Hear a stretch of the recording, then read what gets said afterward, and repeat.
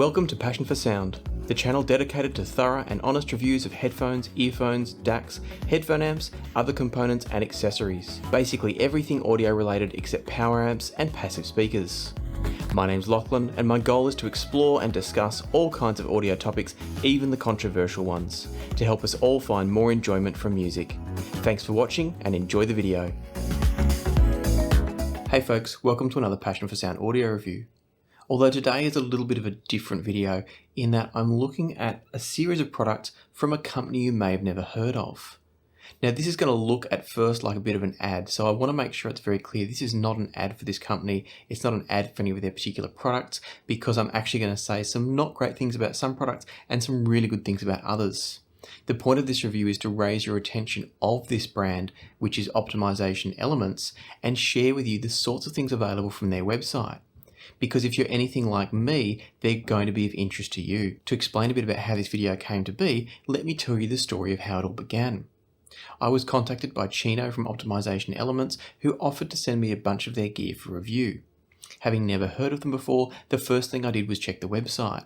And what I found on the website was an incredible range of accessories and little bits and pieces that anyone like me who's into listening to IEMs from time to time may find very interesting. So Optimization Elements have everything from cables for IEMs through to adapters to change your 2-pin to an MMCX or your MMCX to a 2-pin. They've also got some IEMs of their own and also some multi-plug adapters. So the idea of the multi-plug, I haven't seen it, they weren't able to send one to me at the time, but the idea of the multi-plug is that you have a termination on the end of your headphone cable which can then connect to 3.5mm single-ended, 4.4mm Pentagon balanced, 2.5mm balanced, you name it. The idea is the multi-plug allows your cable to be re-terminated with just the change of a socket. So where all this led to was that once I saw what was available, I thought, yeah, I might as well get the free samples sent out, see if they're any good, and if I think it's worthwhile sharing with you, the viewers, I'll do exactly that. And so here I am. Now what Chino sent to me, and he did send them for free,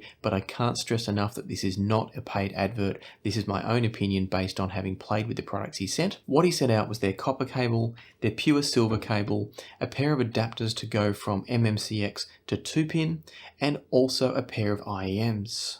I'm going to save the IEM for its own review because A, it's worthy of a full review, but also it's a different kind of product. It's a finished, ready to go product, whereas everything I'm going to talk about today is more the accessories available. And as I said, I'm going to say some good things and I'm going to say some bad things. So let's jump in and I'll explain what I've got here.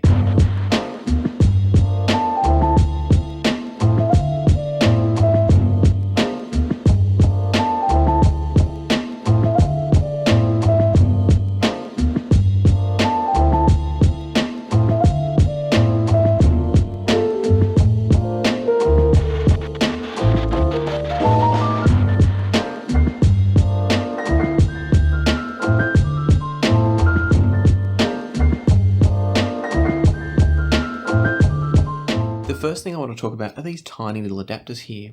So Optimization Elements have adapters that take cable terminations at the IEM end from MMCX to 2-pin and from 2-pin to MMCX. What Chino sent out to me was the straight connector MMCX to 2-pin. The reason I asked for that connector in particular when he asked if there were any things I specifically wanted was that I've got the amazing Ikigai cable from Aries Audio terminated in an MMCX, but I've recently picked up a pair of 64 Audio U12T earphones, and I really wanted a pair of flagship level earphone like those with the Ikigai cable for maximum quality of sound. These adapters that came through are fantastic in that they're really small, but they're still too long when paired up with most cables, and they make the cable stick a long way up before it's able to curl over the ear. So that's what I mean. This is not an advert because there's going to be good and bad that I'm going to say here.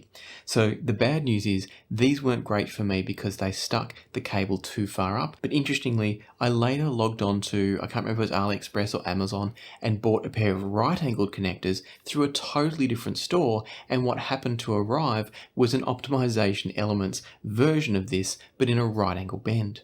that works way better and makes the Ikigai cable a perfect match for the U12T. So there's all sorts of adapters like that. There's black ones, there's clear ones, there's straight, there's right angle, and that is a great start. If you've spent a lot of money on a cable and then you decide later on to upgrade your IEM and you get a different termination that you don't have control over, this means you don't have to buy a brand new cable, you can just buy the adapter. So that was one reason I wanted to share optimization elements with you, was to know that this sort of adapter exists and where you can get it from. As always, I'll put a link down below, so if you're interested in any of the bits and pieces I'm talking about today, you can jump through to their website and take a look. Probably of more interest to most people though in this review are going to be the two cables I've got here. I've got what they call the 2 dual OFC cable and also the 2 dual CPS cable. So the 2 dual OFC is a pure copper cable. It's just a very simple 3.5mm termination at one end, and in my case MMCX at the other. In the case of the 2 dual CPS, it's the same basic cable design, but with pure silver strands. So let's talk a bit about these cables, what they cost, and whether they're any good. The 2 dual OFC retails for about $58 US, so that's going to be somewhere in the range of 70-75 Australian dollars. First impressions is that it's a nice wire, it's supple, it's nice to hold and handle, it feels good, it's pretty resistant to tangling, so when I want to undo it, it undoes really nicely, unlike the stock cable of the IEMs I've got attached to it, which were absolutely tangle prone. So, there's a little bit of tangling here to be expected, but it's not hanging onto that tangle. I can get it undone while I'm talking to you and I don't have to pay attention to it. So it's a nice cable. It's a little bit thin and lightweight, which I'm not a huge fan of, but it doesn't feel cheap and bad. It's just that it hasn't got a lot of substance to it. On one hand, that's going to be great for comfort. On the other hand, it doesn't feel quite as well made as some of the more premium cables I've tried. The other thing to mention is there's no memory wire or heat shrink, so the cable's allowed to flop over your ear.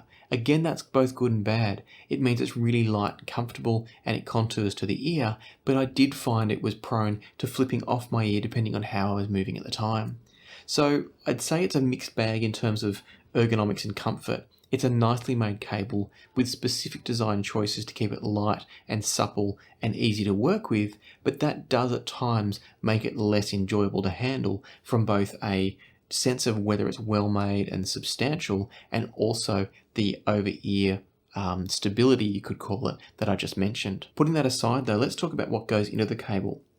So optimization elements have focused a lot on the purity of the copper in the 2 dual OFC cable. It's both a very pure copper, and they've also had the wire drawn in such a way as to keep the surface of the wire as smooth as possible. The theory being the smoother and the purer the copper, the better the transmission of the signal, with less potential interruptions to the quality of that signal from little blemishes within the wire or irregularities in the surface that can change the way the electrons travel along the surface of the wire. One thing I couldn't work out from the descriptions was optimization elements describe this wire as having Teflon coating and then a TPU outer shell. So what that would suggest to me is that perhaps this is like a LITS cable where the inner strands are each individually coated in Teflon and then the outer overall insulation is the TPU plastic. So I'm not exactly sure if it's a LITS or not, but what I can tell you is that when I listen to it, it's a really lovely sounding cable. I was quite shocked actually at the quality of the cable for a $58 cable. It performs beautifully and is reminiscent of the Aries Ikigai, which is more like $1,000 US.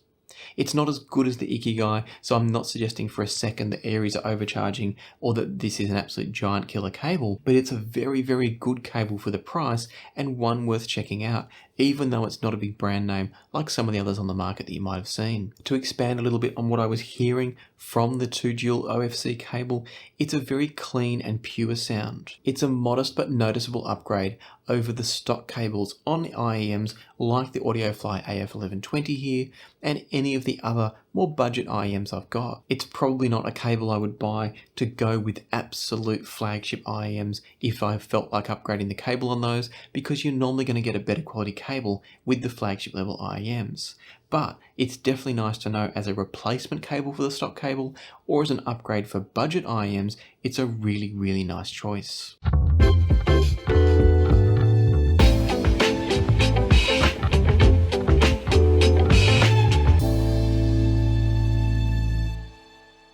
So having tried out the $60 copper cable, I was then really keen to move on to the silver cable. The 2 dual CPS has a lot more going on in the design point of view, according to the Optimization Elements website.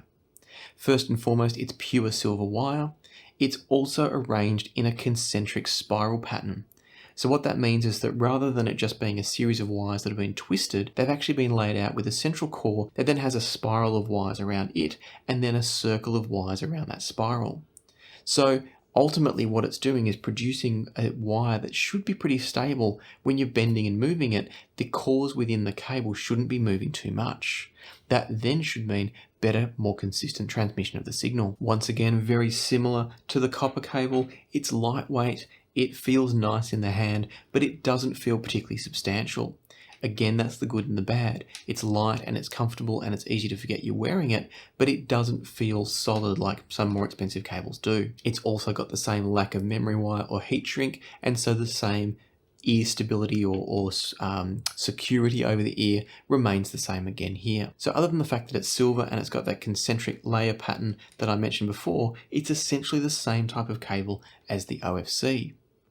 Listening to it though, it does sound quite different. Ultimately what I found was that the 2 dual CPS cable here was probably a lesser sound quality cable.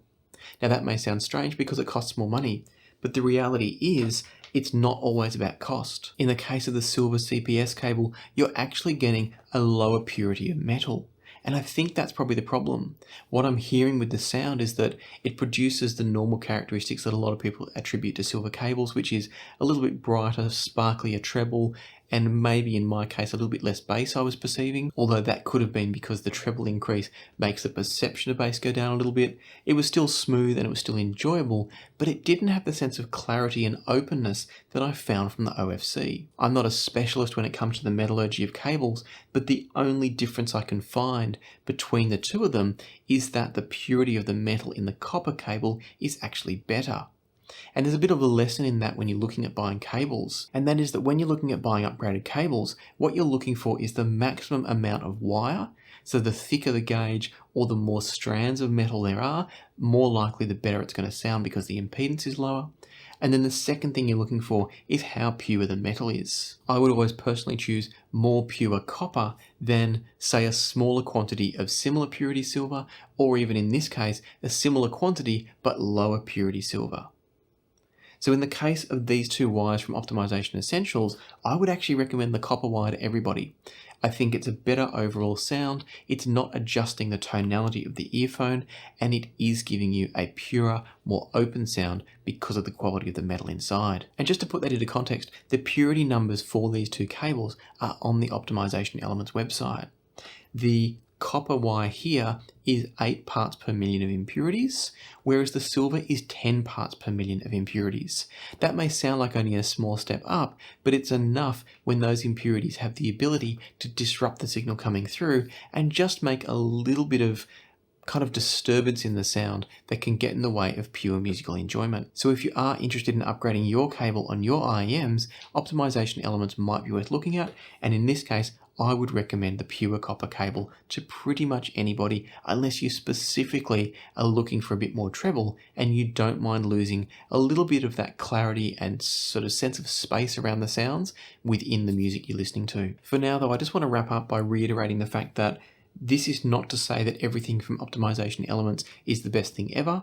It's also not to say that all of their products are going to work as well as other competitors on the market. But what I do want to stress is that they're worth checking out if you're in need of a tweak to your IEM setup, whether it be an adapter, a cable. You can get wireless Bluetooth adapter, so sort of ear hook style wireless connectors for your earphones. There's lots of different options there, and it's just worth checking out if you're into the hobby and you're looking to make a tweak to your setup. As I said, I'll put a link down below for you to check that out. There's no affiliate kickbacks, there's no other benefits here for the channel. I'm just sharing something that I've come across that I found interesting and useful. I hope you found it interesting as well, and if you did, I'd love it if you'd hit the like button, think about subscribing, and I'll look forward to seeing you here next time on Passion for Sound.